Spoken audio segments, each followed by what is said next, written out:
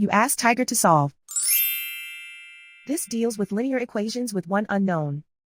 The final result is y equals -2. Let's solve it step by step. Group all y terms on the left side of the equation. Subtract 2y from both sides. Simplify the arithmetic. Group like terms. Simplify the arithmetic. Isolate the y.